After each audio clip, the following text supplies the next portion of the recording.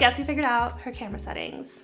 I don't know what kind of buttons I pressed, but we're in business now. We are in 4K. I feel like now you're gonna see every little thing, but it's cool. We got good quality, always improving. I think this is like, I don't even know what number video this is. I just started in 2024, but look at the progress, y'all. Today's video is gonna be a little bit different, more of like a chatty style. I have some very exciting news. I had surgery, as I mentioned in my last video, so I wanna give you guys all of the details. Grab a snack, grab a drink. I'm gonna be addressing all the things, the who, what, where, when, why, how much, and my experience with arm lipo. So I'm just over 1 month post-op with my surgery. I had surgery in early May, and it is now mid-June. They do say it's gonna take a couple months before you see like final results, but I mean, after 1 month, we're looking pretty good, feeling good, they look great. Maybe I'll do another video in a couple months with like an update. And I also debated even making this video because of hate. I don't want to get like judgment or hate or anything, but I was looking for kind of like research prior to my surgery on either TikTok or YouTube, and I wasn't really finding much. I was trying to look for somebody like similar build or body type, maybe similar height or weight, but I couldn't find anything, and maybe it's out there, I just couldn't find it. So hopefully somebody out there can relate and I can provide you with some helpful information. That is the only reason I am sharing this with the internet.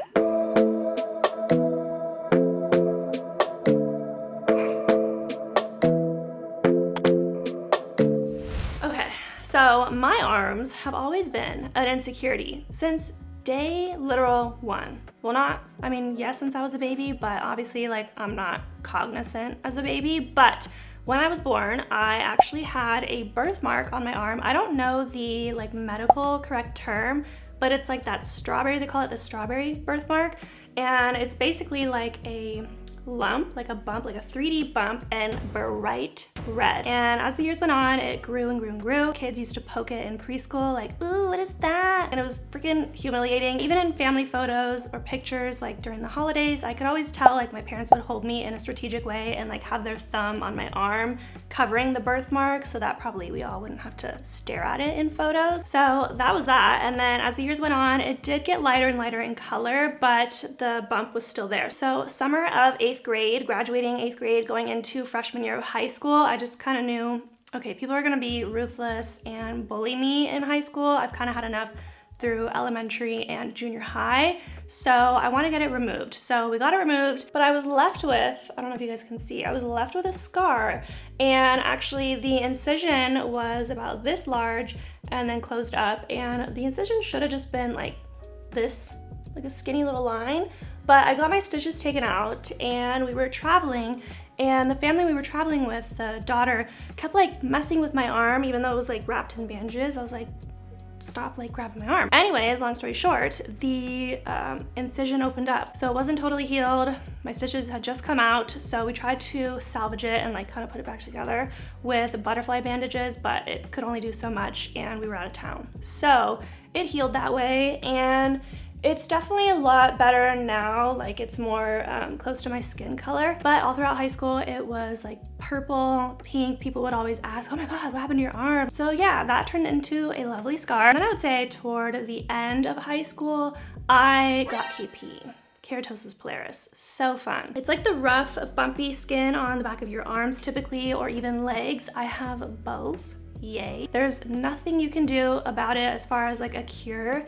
You can maintain it, scrub it, exfoliate with chemical exfoliators, physical exfoliators, but it will never quite fully go away unless you grow out of it. But I'm 30 and I think it's probably here to stay. And then finally, my wedding was 4 years ago. So to prep for the wedding, you know, I wasn't really like paying that much attention to my health, physique, fitness up until probably right before the wedding. Just like, oh, wait a minute, like I wanna look good in my wedding and in my photos. So I did sign up with an online coach, like a fitness, bikini competition and like lifestyle coach, and I just wanted to get into shape for the wedding and have like lean muscle. So I did. I actually dropped quite a bit of fat, but for some reason my arms do not want to budge. My wedding dress even had off the shoulder sleeves, and pretty much every year since, anytime I'm looking for a dress, an outfit, a top, you name it, I was always shopping for off the shoulder or long sleeve, just something to hide my arms. And you know what? I just said, finally, I am sick of it. I'm sick of it. I'm sick of it. And fitness wise, for anybody that wants to come in the comments and say, girl, you just need to lose some weight, I know all about 10 to 12K steps a day, lifting heavy, eating protein. What else? Drinking water. I don't know. I've done it. I've been there. I was happy. I had like abs for the wedding. I'm 5'6", and I kind of teeter right now between 127 and 130. For my wedding, I was like 120, so I'm not that far off. But even then, at my wedding, at 120, my arms just, I feel like for me, didn't quite match what was going on with the rest of the body. So at this point, I can't do anything about the scar. I can't do anything about the KP for good, but the arms, I knew I could, so that is where the arm lipo comes in, and it is not air sculpt. I had a couple people ask me on TikTok, is it air sculpt?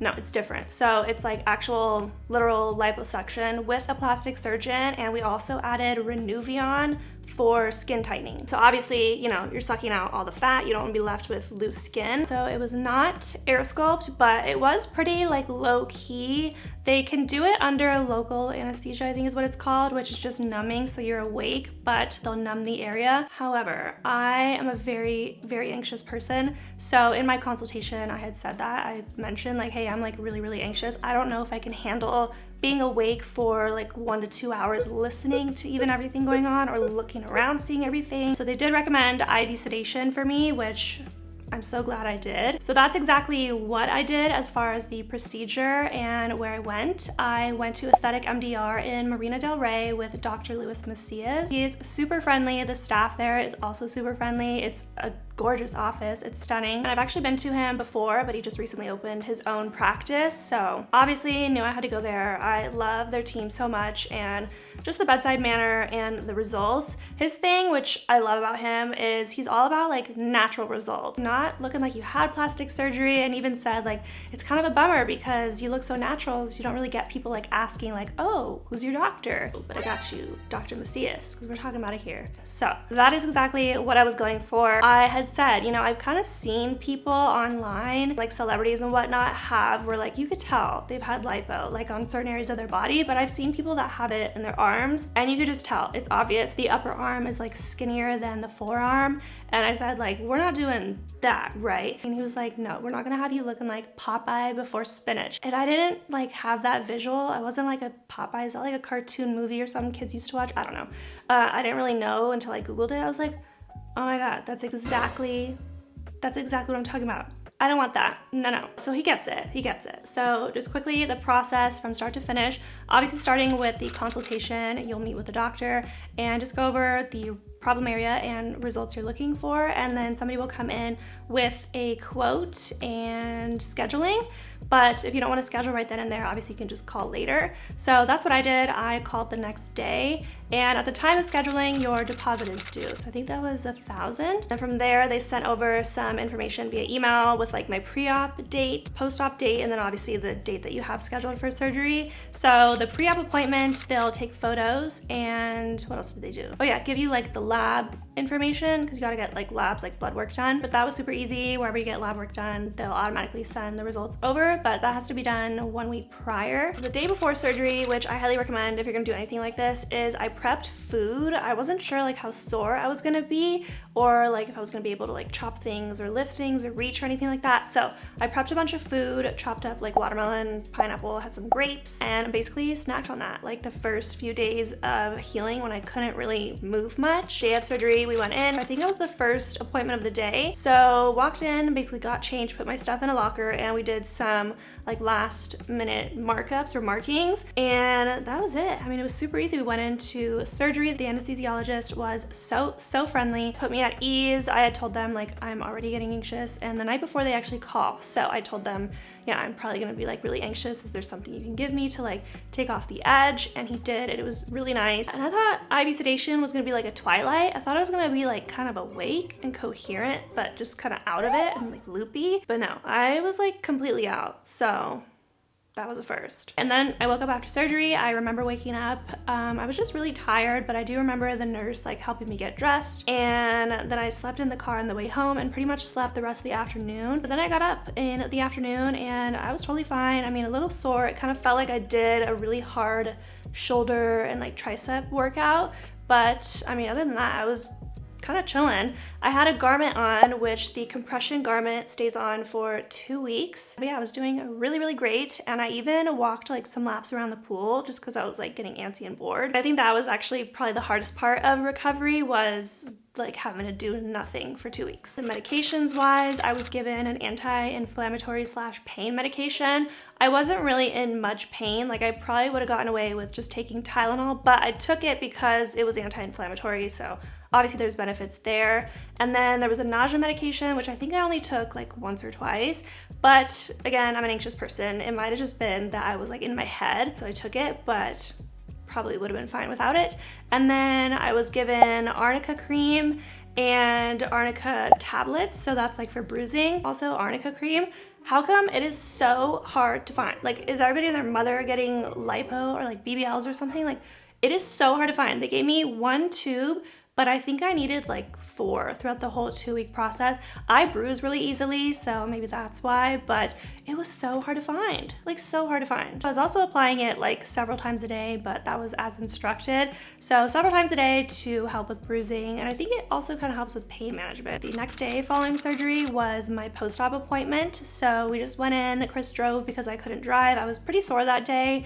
But like I said, it just kind of felt like you did a really hard workout. So we went to the appointment and they just took pictures, and I think that was pretty much it, and just kind of checked in. Day 2, I was able to shower, and that's actually when I started putting the arnica cream on. I didn't want to mess with the garment like prior to going in for my follow-up because like it was kind of tight and a little painful, but I just didn't want to like mess anything up. So I saved it till day 2, but even putting the arnica cream on, like I was pretty tender. So I basically had to like barely touch my skin applying it. It was weird. My skin was numb, which is still a little bit numb, but underneath the skin, it was like super tender. So yeah, it's kind of like a weird sensation. Actually, I was a little less sore on day 2 already compared to day 1. I couldn't really like lift my arms higher than, I would say, this. So that's another thing, like if you're reaching for dishes in your kitchen, I was pretty much only able to reach like the first shelf. Anything higher than that, I couldn't reach. As far as sleeping, I was able to flip between my stomach and my back. Didn't want to sleep on my sides, that wasn't really comfortable, but I actually prefer to sleep on my stomach, so that was fine. Skipping ahead to day 5 post-op, I also didn't document like every single day on TikTok because it just wasn't like that eventful. I wasn't like in that much pain. I didn't feel like anything was like drastically changing day by day. So I checked in like whenever I felt like I had a good update. So jumping from day 2 to day 5, definitely a lot less sore. I think I was able to drive day 5, and I even had somebody on TikTok ask me in the comments, what day do you think you could drive short distances? I would say probably day 4, but you kind of had to like use the steering wheel like this. Like if you were to turn, you kind of had to just use the lower part and like go like this.